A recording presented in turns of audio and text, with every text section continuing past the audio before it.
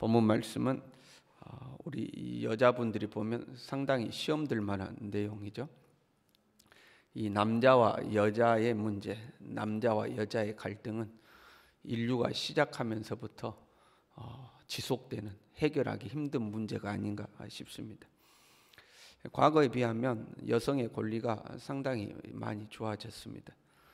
곳곳에 아직 부족한 부분들이 있지만 과거에 비하면 상당히 여성의 권리가 사회적으로 많이 좋아졌죠. 어떤 부분에 있어서는 역전되는 부분들도 있습니다. 남성보다 여성의 권한이 더 커지죠. 여러분, 요즘 젊은 세대들을 가만히 봐봐요. 연애할 때부터 철저히 여자 중심입니다. 연애할 때도 여자 중심이고 결혼해서도 철저히 여자 중심입니다. 우리나라의 어떤 조사에 의하면 집을 사고 팔 때의 결정권이 여자에게, 아내에게 있다고 그럽니다. 아내가 사자 그러면 사는 거고 아내가 싫어 그러면 안 하는 거죠. 여성의 권한이 상당히 커지고 있죠. 그러니까 여자분들 너무 기분 나빠하지 않기를 바랍니다. 이 본문의 말씀은 이 예배 때에, 공적인 예배 때에 예배포, 머리의 수건이죠. 예배포 착용에 관한 문제입니다. 문화적인 문제이죠. 지금은 우리가 머리에 뭘 쓰는 시대는 아니죠. 이러한 전통을 그대로 가지고 있는 것이 이제 천주교회가 이 전통이 그대로 남아 있고요. 이걸 오히려 철저하게 지키는 데는 이제 이슬람 문화권은 여성의 온몸을 가리고 다니잖아요. 근데 지금 우리 시대는 이런 건 아니죠. 문화적인 것은, 성경에 나오는 이 문화적인 것은 그냥 문화적인 것으로 이해를 해야 합니다. 진리가 아니라는 거죠. 진리란 시대와 장소를 떠나서 동일해야 진리입니다. 근데 문화는 시대에 따라서 바뀌는 거죠. 예를 들면 친족 간의 결혼 문제입니다. 성경에 보면 친족 간의 결혼을 하잖아요. 구약 시대에. 지금은 어림도 없는 이야기죠. 오히려 친족 간의 결혼을 금하죠. 그러면 성경에 친족 간의 결혼을 했으니까 지금 시대에도 친족 간의 결혼을 해야 된다, 그렇지 않죠. 그건 문화적인 배경으로 이해를 하는 겁니다. 그 당시에 그랬다 하는 거죠. 문화적인 것들은 진리가 아닌 겁니다. 당시에 이 사회적인 배경, 문화적 배경에 의하면 여성들은 외출을 한다거나 공적인 모임에 참석할 경우에 반드시 머리에 수건을 썼습니다. 이것은 여자가 남자의 권위 아래에 있다 하는 표시였죠. 당시 문화적 배경에 하면 남성 우월주의 사상이 반영되어 있는 겁니다. 근데 교회 일부 여성들이 이제 예수님을 믿었어요. 자유에 대해서 깨달은 거죠.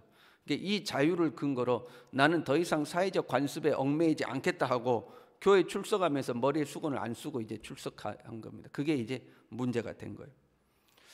당시에 수건에 머리를 쓰지 않는, 공적인 모임이나 외출할 때 수건에 머리를 쓰지 않는 여성은 창기를 의미했습니다. 그런데 이 그리스도인들이 자유를, 나는 자유하다 해서 그걸 창기처럼 수건을 안 쓰고 다닌 거죠. 지금 고린도전서에서 말하는 큰 어떤 원칙에서 어긋나죠. 유익하냐 유익하지 않느냐, 그렇죠? 그 내 권리야, 내 자유야. 그것보다 중요한 것은 유익하냐 유익하지 않느냐. 두 번째, 덕을 세우냐 세우지 못하느냐, 하나님께 영광이 되느냐 되지 않느냐. 그 원칙이 하나도 맞지가 않는 겁니다. 그런데 내 자유야 하고 이제 안 쓰고 다닌 거죠. 그럼에도 이렇게 보면 상당히 많은 분들이 성경은 남성 우월주의야, 이제 이런 이야기를 할 때가 많이 있어요. 문화적 배경을 이해를 못하니까 그러는 거죠. 하나님은 시대 속에서 역사하시는 거죠. 시대와 문화 안에서 하나님은 일을 하시는 거예요. 왜냐하면 그것을 벗어나면 사람들이 따라오지를 못하는 거죠. 만약에 구약 시대에 오늘날과 같은 자유와 평등을 하나님께서 사람들에게 이야기했다, 그럼 당대의 사람들이 그걸 이해하고 받아들이고 하나님을 따랐을까요? 아마 난리가 났을 겁니다. 그러니까 가령 우리나라 개화기 때 단발령을 내렸잖아요. 머리를 자르라. 온 나라가 난리가 났습니다. 그러니까 머리 하나 자르는 것도 그 시대 사람들이 따라오지를 못하는 거죠. 그런데 지금처럼 먹고 입고 만약에 이렇게 살아가도록 처음부터 하나님이 명령했다면, 또는 초대교회 때 그렇게 했다면 아무도 예수 안 믿었을 겁니다. 저 예수 믿은 것들 미친 것들이라고 그랬을 겁니다. 그러니까 그 시대와 문화에 발을 맞춰서 하나님께서는 그 속에서 말씀하시고 복음도 전달하는 거죠. 왜? 그걸 벗어나면 복음까지도 안 받아들여 버리니까. 시대와 문화 속에서 일을 하시는 거죠. 본문의 말씀은 남성 우호를 주장하는 말씀이 아니에요. 11절부터 12절 이렇게 돼 있어요. 주 안에는 남자 없이 여자만 있지 않고 여자 없이 남자만 있지 아니하니라. 이는 여자가 남자에서 난 것 같이 남자도 여자로 말미암아 났음이라. 그리고 모든 것은 하나님에게서 났음이라. 남자 없이 여자 없고 여자 없이 남자 없다. 뭐예요? 남자는 평등하다 하는 거죠. 남녀는 평등하다. 모두 다 하나님께로 났다. 동일한 가치를 가지고 있다 하는 거죠. 오히려 남녀의 평등함을 가지고 말씀하고 있습니다. 그러면 보세요. 문화적 배경은 우리가 그대로 따라하지 않아요. 그건 진리가 아니니까. 그 문화적 배경 속에 하나님께서 그 문화적 배경을 통해서 우리에게 말씀하고자 하는 것이 무엇이냐, 이걸 깨달아야 되는 거거든요. 문화적 배경 그대로 따라해서 오늘날도 머리에 수건을 쓰고 뭐 이런 게 아니고 이 배경 속에서 하나님이 말씀하고자 하는 것이 무엇이냐 하는 거죠. 8절에 이렇게 되어 있습니다. 남자가 여자에게서 난 것이 아니요 여자가 남자에게서 났다. 방금 12절에 여자가 남자에서 난 것 같이 남자도 여자로 말미암아 났다 이렇게 말씀했었는데 8절에는 남자가 여자에게서 난 것이 아니요 여자가 남자에게서 났다 하고 이야기하고 있죠. 이건 뭘 말해요? 순서를 말씀하고 있는 거예요. 이 세상에 이 인류가 창조된 순서죠. 하나님이 남자를 먼저 만들고 그 남자의 갈빗대를 통해서 여자를 만드셨죠. 남자가 먼저 나고 그 다음에 여자가 났다 하는 거죠. 순서를 말하고 있는 겁니다. 이 순서를 다른 말로 하면 질서라고 하는 거죠. 순서는 질서죠. 이 순서라는 것은, 질서라는 것은 높고 낮음, 가치가 있고 없음을 말하는 게 아니에요. 그냥 순서입니다. 순서. 3절에 보세요. 그리스도의 머리는 하나님이시라. 여자의 머리는 남자죠. 근데 그리스도의 머리는 하나님이시라. 그러면 예수님이 하나님보다 못하다 그 의미가 아니죠.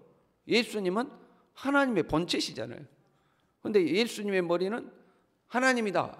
그거는 그럼 예수님이 하나님보다 못하니까 하나님께 이 땅에서 예수님께서 굴복하고 살았던 것은 하나님보다 열등하기 때문이다. 그 말이 아니죠. 순서를 말하고 있는 겁니다. 질서를 말하고 있는 거죠. 예수님은 하나님과 근본 본체시지만 그 질서에 죽기까지 복종하신 분이죠. 질서, 순서를 말하고 있는 겁니다. 질서의 반대말은 여러분 뭐죠? 무질서죠. 질서의 반대말은 무질서예요. 하나님은 질서의 하나님이에요. 무질서의 하나님이 아니요 질서의 하나님이죠. 그래서 질서는 선한 것이고 무질서는 악한 겁니다. 그럼 신앙생활을요, 우리가 신앙생활을 제대로 하면요 모든 생활에서 질서가 잡힙니다. 무질서하고 불성실한 것은 이 하나님의 성품하고 안 맞아요. 그래서 이 청년들이 뭐 허랑방탕하다가도 예수님 딱 제대로 믿으면 삶의 질서가 잡힙니다. 뭐 청년들이 뭐 밤새 게임하고 막 어떤 청년들은 막 늦게까지 술 먹고 뭐 그런 건 다 사실은 믿음이 없기 때문에 그렇습니다. 하나님과의 인격적인 관계가 딱 이루어지면 삶의 질서가 딱 잡히게 돼 있어요. 질서가 잡히는 것이 정상입니다. 무질서는 하나님의 성품하고 안 맞아요. 우리 안에 하나님의 영이 가득하면 질서 있는 삶을 살아가게 됩니다. 자유와 질서를 구분을 못하는 경우가 있어요. 자기 마음대로 하는 것을 자유라고 생각하는 거죠. 제가 종종 예를 들죠. 교통 질서. 여러분, 교통 질서를 지키는 범위 안에서 자유가 있는 거죠. 내 자유하고 해서 신호도 안 지키고 차선도 안 지키고 마음대로 다녀요. 그걸 자유라고 하지 않죠. 그거는 방종이죠. 더 나아가서 그건 범죄라고 그러죠. 범죄. 자유와 질서를 구분을 못해서 질서를 어기고 내 자유야 그러면 그 죄 짓는 경우가 있습니다. 질서와 평등도 구분해야 됩니다. 여러분, 우리가 이제 호떡집에 호떡을 사려고 가서 줄을 섰어요. 그 우리 여기 유명한 호떡집 있잖아요. 그 어느 날 가면 막 줄이 엄청 있어요. 호떡집에 가서 줄을 섰습니다. 그 순서대로 줄을 서는 걸 뭐라고 그래요? 그걸 질서라고 그러는 거예요. 질서는 순서잖아요. 줄을 섰어요. 그랬더니 어떤 사람이 아니 우리는 다 평등한 거 아니냐? 이렇게 설 게 아니라 이렇게 서서 호떡 나오면 서로 동일하게 나눠야 된다. 그게 평등이다. 그럼 뭐라고 그러겠어요? 그게 뭐가 평등이겠어요? 여러분, 순서대로 호떡을 받아가는 것이 공평해요? 늦게 오든 일찍 오든 똑같이 받아가는 게 공평해요? 순서대로 받아가는 게 공평한 거죠. 그러니까 질서를 지켜야 공평한 거고 질서를 지켜야 그게 정의로운 겁니다. 질서와 평등도 구분해야 돼요. 그 높고 낮음이 아니에요. 그 호떡집에 줄 선 사람은 인격적으로 다 평등해요. 그러나 호떡은 순서대로 받아가는 거예요. 그걸 질서라고 하는 거죠. 가정에 질서가 있어야 됩니다. 가정이요.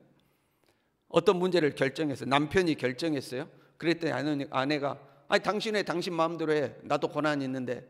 그럼 어떻게 할까? 우리 동일하게 의논해서 한 표씩 해야 돼요. 그랬더니 나중에 자녀들이 왜 엄마 아빠 마음대로 해? 우리도 권한이 있어. 우리도 한 표씩 행사해야 돼.